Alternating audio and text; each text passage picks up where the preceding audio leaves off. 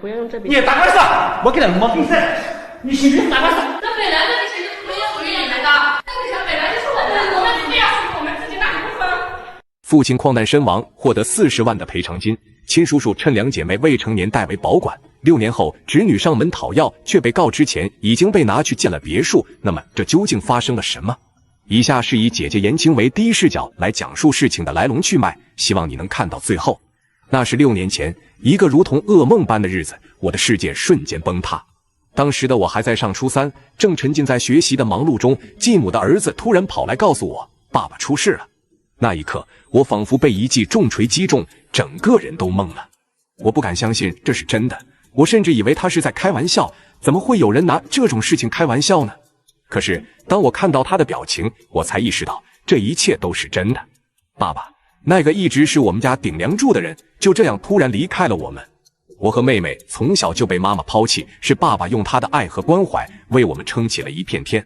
他在我們的生命中，既是父親，也是母親。他的溫柔呵護和堅強支撐，讓我們從未覺得自己缺少過什麼。然而，他的突然離世，讓我們瞬間陷入了無盡的黑暗和孤獨之中。隨着時間的推移，我和妹妹漸漸長大，我們開始聽到一些關於爸爸去世時煤礦支付撫恤金的傳聞。據說，那是一筆不小的數目，是作為我們的撫養費。可是，我們卻從來沒有見過這筆錢，也不知道它究竟有多少。這個疑問在我們心中越來越大。為什麼我們從來沒有得到過這筆錢？它到底去了哪裡？於是，我和妹妹決定要尋找這筆錢的下落，拿回屬於我們的東西。我們首先想到的是繼母，畢竟爸爸去世後，很多事情可能與他有關。然而，當我們再次來到繼母家時，卻發現那裡已經大門緊鎖，房子空蕩蕩的，似乎已經很久沒有人居住了。我們四處打聽繼母的下落，鄰居們的表情卻讓我們感到困惑。他們盯着我們看了許久，臉上露出尷尬的神色，然後轉過身去，不願再多說什麼。這讓我們心中的疑問更加深重：繼母到底去了哪裡？她為什麼會離開？難道她與這筆賠償款有關嗎？終於，我們從一個鄰居那裡得知，繼母已經搬走了，還認識了新的男朋友，搬到了市區。我們立刻設法與她取得聯繫，電話那頭的聲音讓我感到既熟悉又陌生。繼母聽到我的聲音時，明顯有些尷尬，但還是同意與我們見面。見面的那一天，繼母見到我們時十分熱情，她一手牽着我，一手牽着妹妹，仿佛想要彌補這些年的疏離。我們迫不及待地詢問她關於爸爸賠償款的事情，繼母皺着眉頭，回憶起當年的情景。她說，當時煤礦確實賠償了一筆錢，但具體是多少，她並不清楚，因為她沒有經手這件事。她還告訴我們，她與爸爸只是同居關係，沒有領證結婚，所以在處理爸爸的後事和賠償問題上，她沒有發言權。繼母的話讓我們感到困惑，既然她沒有經手，那麼這筆錢究竟是誰在處理呢？我們又該去哪裡尋找線索呢？帶着這些疑問，我們回到了爺爺奶奶家。剛進家門就看到爺爺奶奶在爭吵，這讓我們的心情更加沉重。奶奶告訴我們，當年賠償了38萬，繼母拿走了20萬。雖然雙方說法不一，但總額差不多一樣。聽到這個數字，我和妹妹都驚呆了。這麼大一筆錢，我們卻從來沒有見過一分一毫。奶奶接着說，她記得當時好像有一份協議，但具體放在哪裡，她已經記不清了。於是，奶奶開始翻找家裡的東西，希望能找到那份協議。她拿着手電筒，爬上閣樓，在堆滿雜物的角落裡尋找着。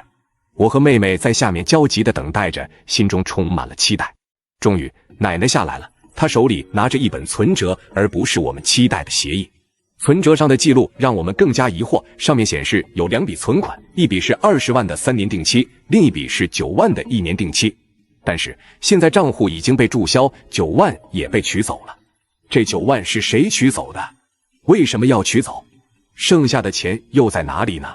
一連串的疑問在我腦海中盤旋，我覺得這件事情越來越複雜。仿佛有一團迷霧籠罩着我們，讓我們看不清真相。這時，奶奶告訴我們，當年我們父親去世時，賠償本來由爺爺保管，但爺爺因為父親的離世而變得精神恍惚，最後這筆錢到了二叔手中。我們撥通了二叔的電話，二叔在電話裡的聲音聽起來很熱情。他說他正在家裡看電視，隨時歡迎我們過去。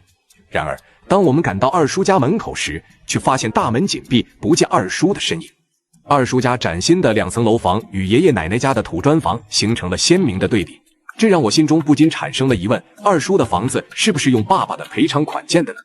就在我們疑惑不解的时候，爸爸的一個工友給我們提供了一些線索。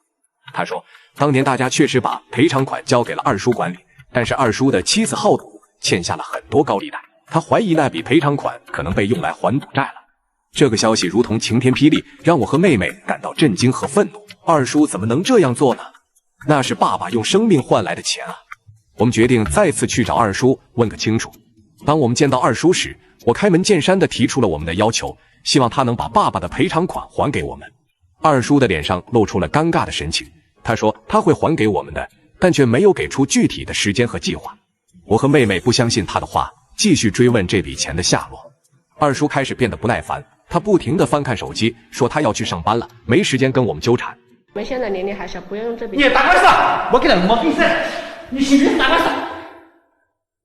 那本来这笔钱就不是属于你们的，钱本来就是我们非要是我们自己拿一部分，这个钱不属于你们的。我們緊緊地盯着他，不肯放過他。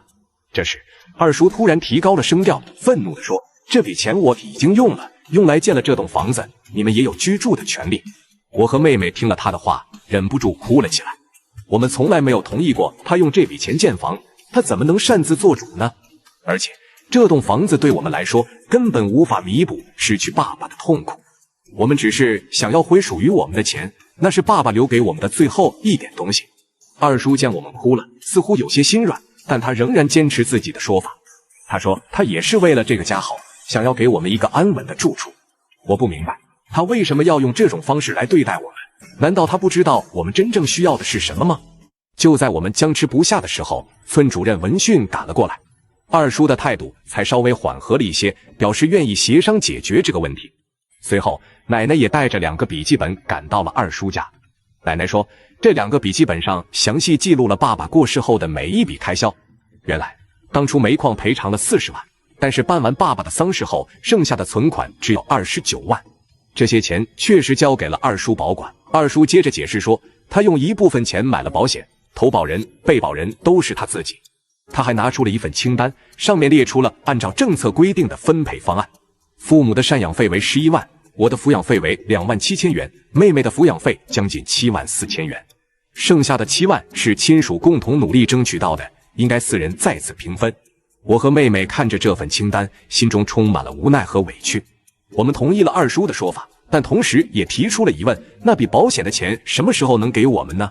二叔說，這份保險是10年定期，要到期取出，現在還拿不出來。接着，二叔又把問題集中到妹妹的開銷上。他說，妹妹這些年在奶奶身邊生活，所有的開銷都是她承擔的，所以妹妹的賠償款應該扣除一部分。村主任表示，按照當地的生活水平，一個孩子每年8000的撫養費是正常的。我在爸爸過世後就外出打工，不需要支付這筆費用，但妹妹在爺爺奶奶身邊生活了5年，所以賠償款要減掉4萬。妹妹聽了這話，急忙把奶奶拉到屋外，希望奶奶能為她證明。妹妹說，這些年她一直領取補助，並沒有花掉二叔手中的錢。奶奶看着妹妹，眼中充滿了無奈和心疼，她不知道該如何是好。看着奶奶夾在中間左右為難，我心中也十分難過。我知道奶奶希望我們一家人能夠和睦相處，不要為了錢的事情爭吵不休。看奶奶的樣子，似乎有意偏向二叔，但是這筆錢是爸爸用生命換來的，我們只是想拿回屬於我們的東西，這難道有錯嗎？最終，二叔給我們寫下了2張欠條，承諾按銀行3年存款利率計算利息，3年內還清。我和妹妹拿着欠條，心中五味雜陳。6年的時間，我們經歷了太多的痛苦和挫折，為了這筆賠償款，我們四處奔波，卻得到了這樣的結果。然而，我也知道事情已經到了這個地步，我們只能接受現實。也許這已經是我們能爭取到的最好的結局了。在今後的日子裡，我和妹妹會更加努力的生活，我們會用自己的雙手創造美好的未來。同時，我也希望我們一家人能夠重新找回那份親情，不再被金錢和利益所蒙蔽。